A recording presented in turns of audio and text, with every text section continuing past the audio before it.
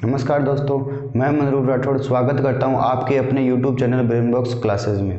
तो बच्चों, पिछली क्लासेस में जैसे हम पढ़ चुके हैं संख्याओं के प्रकार और संख्याओं के आपस में संबंध, और आज का हमारा टॉपिक है संख्याओं के गुणधर्म।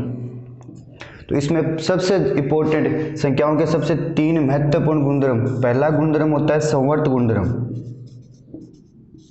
और दूसरा होता है क्रम विनिमय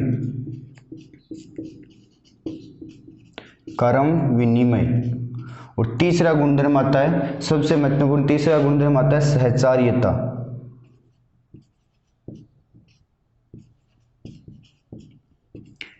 तो बच्चों, आज की क्लास में हम संख्याओं के गुणधर्म के बारे में पढ़ेंगे, जिसमें सबसे पहला गुणधर्म है संवर्त गुणधर्म, दूसरा गुणधर्म होता है क्रम विनिमय और तीसरा गुणधर्म आता है सहचार्यता। कक्षा 6 से लेकर कक्षा 10 तक ये 3 ही गुणधर्म संख्याओं में चलते हैं और आज हम इसी का ही अध्ययन करेंगे। तो हमारा सबसे पहला गुणधर्म है संवर्त गुणधर्म। तो स्टार्ट करते हैं संवर्त गुणधर्म का। तो बच्चों, सबसे पहला गुणधर्म आता है संवर्त गुणधर्म। सबसे पहला गुणधर्म है संवर्त गुणधर्म।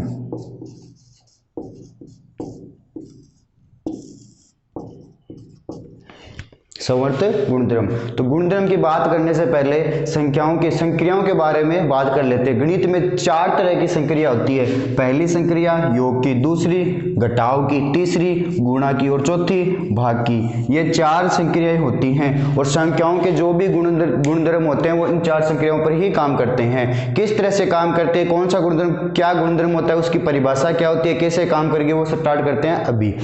संवर्त गुणधर्म में क्या होता है कि मैंने कोई 2 संख्याएं ली a और b, इनके बीच में कोई 2 संख्याएं ली a और b और इनके बीच में कोई संक्रिया करवा दी x, और x क्या क्या है, x क्या हो सकती है, योग, घटाव, गुणा और भाग। इन संक्रिया करवाने के बाद मुझे कोई एक राशि प्राप्त हुई। क्या प्राप्त हुई, माना कैपिटल A प्राप्त हुई, कैपिटल A प्राप्त हुई। तो संवर्त गुणधर्म क्या कहता है, आपने 2 राशियां ली a और b, मानना हमने दोनों राशियां क्या ली थी, सबसे पहले n यानी कि प्राकृत संख्या। कौन सी संख्या, प्राकृत संख्या, और दोनों प्राकृत संख्याओं के बीच में संक्रिया करवा दी x। x क्या है, योग, घटाव, गुणा और भाग। ये संक्रिया करवाने पर कोई एक संख्या प्राप्त हुई, वापस क्या, a। अगर वापस जो a संख्या प्राप्त हुई वो वापस संख्या कैसी प्राप्त हो जाए, प्राकृत संख्या। कैसी संख्या प्राप्त हो जाए, प्राकृत संख्या, यानी कि जो संख्या हमने लेके संक्रिया करवाई वही संख्या वापस प्राप्त हो जाए। मान सेम नहीं रहेगा लेकिन संख्या की प्रकृति वही रहेगी। जैसे प्राकृत संख्या ली तो वापस क्या संख्या प्राप्त होना चाहिए, प्राकृत संख्या ही। अगर वैसे ही अगर प्राकृत संख्या लेके संक्रिया करवाई और वापस प्राकृत संख्या प्राप्त हो गई तो ये क्या कहलाता है, ये गुणधर्म क्या कहलाता है, संवर्त गुणधर्म। ठीक इसी प्रकार कोई प्राकृत की जगह मैंने फिर से क्या ले ली, पूर्ण संख्या। पूर्ण संख्या जैसे कैपिटल W से दर्शाते हैं, ये मैंने पूर्ण संख्या ली और दोनों के बीच में संक्रिया करवाई x।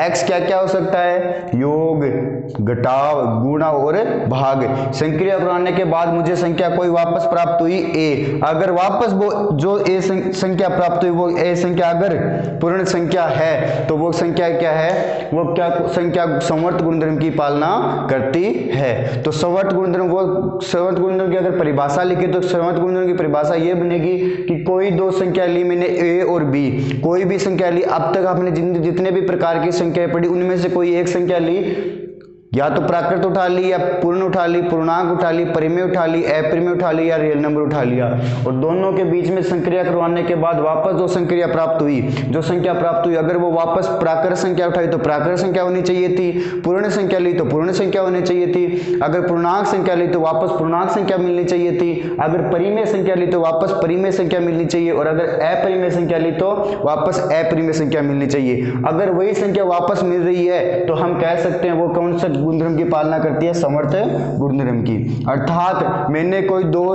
संख्याएं ली, उनके बीच में कोई संक्रिया x करवाई तो मुझे वापस अगर वही उसी तरह की संख्या प्राप्त होती है तो उसे उस गुणधर्म को क्या कहते हैं, समवर्त गुणधर्म। ये कौन सा गुणधर्म होता है, समवर्त गुणधर्म। उसके बाद में अपना अगला गुणधर्म आता है क्रम विनिमय। अगला गुणधर्म आता है क्रम विनिमय। अपना दूसरा गुणधर्म आता है क्रम विनिमय।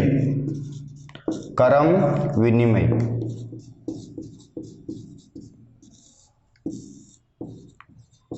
क्रम विनिमय यानी क्रम विनिमय। क्रम विनिमय गुणधर्म के कैसा गुणधर्म है? क्रम के आधार पर। क्रम के आधार पर, क्रम के आधार पर कैसे? माना मैंने दो संख्याएं ली ए और बी, उनके बीच में कोई संक्रिया करवा दी मैंने x। कोई संक्रिया क्या करवाई? x। x क्या क्या हो सकती है? योग, घटाव, गुणा और भाग। गणित में 4 ही तरह की संक्रियाएं होती है। इन चारों में से कोई भी संक्रिया करवाई और मुझे कुछ ना कुछ मान प्राप्त हुआ, वो क्या था? माना C। ठीक है। और फिर मैंने क्रम विनिमय में क्या कहता है कि इनको क्रम पलटने पर, यानी कि जो पहले A संक्रिया B करवाई थी, अब मैंने वापस क्या करवाई? B संक्रिया A, यानी B की संक्रिया आप किससे करवा दी? A के साथ में। B की संक्रिया A के साथ करवाने पर मुझे माना प्राप्त, कोई एक और मान प्राप्त हुआ जिसे मैंने कहा D। पहले मैंने A की संक्रिया B से करवाई तो C मान प्राप्त हुआ। अब क्रम पलटने पर B की संक्रिया किससे करवाई? A से, तो मुझे मान प्राप्त हुआ D। अब अगर C बराबर है D के, यानी कि क्रम पलटने के बाद जो मान प्राप्त हुआ अगर वो दोनों बराबर है तो वो कैसा गुणधर्म होता है? क्रम विनिमय गुणधर्म। कैसा गुणधर्म? क्रम विनिमय गुणधर्म। अगर गणित की परिभाषा देखें तो माना मैंने दो संख्या ली A और B, उनके बीच में संक्रिया करवाई क्या? X, और x का मान इन चारों में से कोई सी भी संक्रिया हो सकती है। और वापस क्रम पलटने पर मैंने उन्हीं दोनों संख्याओं के बीच में क्रम पलट के संक्रिया करवाई। अगर उन दोनों का मान बराबर है, यानी A संक्रिया B का मान बराबर आ जाए B संक्रिया A की, तो वो ये गुणधर्म कौन सा कहलाता है? क्रम विनिमय गुणधर्म। क्रम यानी कि क्रम के आधार पर, क्रम पलटने पर संख्याओं के मान संक्रिया करवा के जो मान प्राप्त हुए वो अभी भी क्या रहे? सेम है। तो ऐसा वो क्या कहलाती है? क्रम विनिमय गुणधर्म। जैसे मैंने दो प्राकृत संख्या ली 2 और 4, उनके बीच में मैंने करवा दी धनात्मक संक्रिया, योग संक्रिया। अगर मैंने योग संक्रिया करवाई तो मुझे मान प्राप्त हुआ क्या? 6। अब इन्हीं संख्याओं को मैंने क्रम पलट के संक्रिया करवाई। क्रम पलटा तो पहले 4, उसकी संक्रिया करवाई किसके साथ? 2 के साथ। और कैसी संक्रिया? योग संक्रिया। अब मुझे मान क्या प्राप्त हुआ? 6। तो पहले 2 की संक्रिया 4 के साथ करवाई, 2 + 4 करवा के 6 मान प्राप्त हुआ। अभी क्रम पलटने पर 4 और 2 की करवाई, 4 + 2 वापस 6 प्राप्त हुआ। ये दोनों मान क्या है? सेम।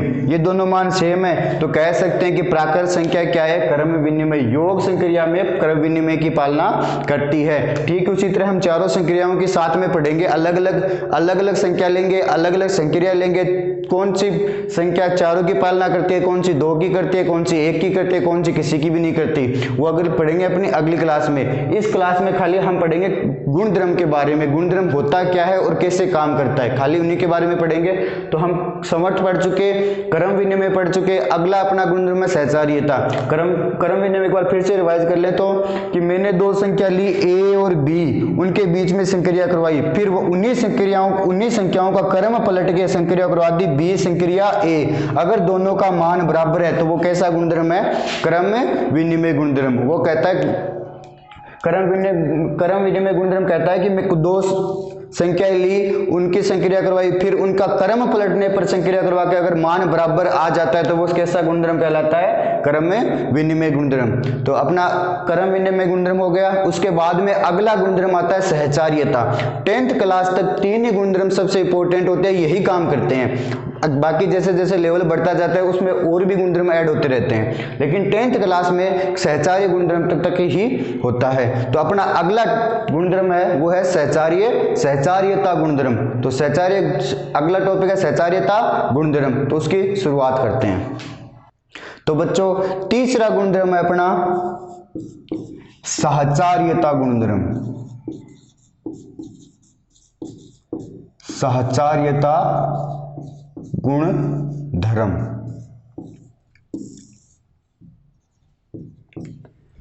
सहचार्यता गुणधर्म। अभी हमने समवर्त गुणधर्म पढ़ा और क्रम विनिमय गुणधर्म पढ़ा, उसमें दो संख्याओं लेके बीच में संक्रिया करवाई थी, वो दो संख्याओं पर होती है। सहचार्यता गुणधर्म तीन संख्याओं पर होती है। किस प्रकार होता है कि मैंने कोई तीन संख्या ले ली, क्या, ए, बी और सी, इन तीनों के बीच में कोई संक्रिया करवा दी x, और x क्या हो सकती है, योग, घटाव, गुणा और भाग। इनकी संक्रिया किस प्रकार कराई कि पहले करवाई a और b की संक्रिया, पहले किसकी संक्रिया करवाई, a और b की। अगर a और b की संक्रिया करवाने पर मुझे कुछ ना कुछ मान प्राप्त होगा, फिर उस मान की संक्रिया मैंने किससे करवाई, c की। अगर वो बराबर आ जाए, किस तरह से बराबर आ जाए, किसके बराबर आ जाए कि मैं वापस वही संक्रिया कराऊं, a संक्रिया b संक्रिया c, लेकिन इस बार पहले किसकी कराऊंगा, b और c की। अब b और c की संक्रिया पहले करवा दी, b और c की संक्रिया कैसे करवा दी, सबसे पहले, और b और c की संक्रिया करवाने पर कुछ ना कुछ मान प्राप्त होगा, फिर उस मान की मैंने संक्रिया करवा दी a की, a के साथ। अगर वो ये सब मान जो मान प्राप्त हुआ, इन तीनों की संक्रिया कंप्लीट करने के बाद कुछ न कुछ मान प्राप्त होगा। जैसे मान प्राप्त हुआ a, अगर इसी तरह को इसी की संक्रिया कराने पर वापस अगर मुझे मान प्राप्त हो जाए a, और a दोनों अगर बराबर है, माना ये भी मान a प्राप्त हुआ और ये भी a प्राप्त हुआ, तो दोनों मान क्या है, बराबर। अगर दोनों मान बराबर है तो उसे कहते हैं सहचार्यता गुणधर्म। तो सहचार्यता गुणधर्म क्या हुआ कि मैंने कोई तीन संख्याएं ली जिनमें कोई संक्रिया करवा दी x, और किस प्रकार करेगी, पहले a संक्रिया करवाई b, फिर उसके बाद जो मान प्राप्त है उसकी संक्रिया करवा दी c के साथ। अब मैंने क्या किया, पहले b और c की संक्रिया करवाई, जो मान प्राप्त हुआ उसकी करवाई a के साथ। अब जो मुझे मान प्राप्त हुआ दोनों का, अगर वो दोनों का मान बराबर है तो वो क्या कहलाता है, सहचार्यता गुणधर्म। ये था बच्चों अपने तीन महत्वपूर्ण गुणधर्म जो क्लास 6 से लेकर क्लास 10 तक यही काम में आते हैं। तो अब पढ़ेंगे संख्याएं गुणधर्म की पालना किस प्रकार करती है। एक अपन ने अभी तक 6 प्रकार की संख्या के प्रकार पढ़े थे, 6 प्रकार पढ़े थे, एक प्रकार लेके संख्या का, और तीनों गुणधर्म के आधार पर तीनों गुणधर्म चेक करेंगे और चारों संक्रियाओं पर। ये करेंगे हम अपनी अगली क्लासेज में। तब तक हमारे साथ बने रहिए। धन्यवाद।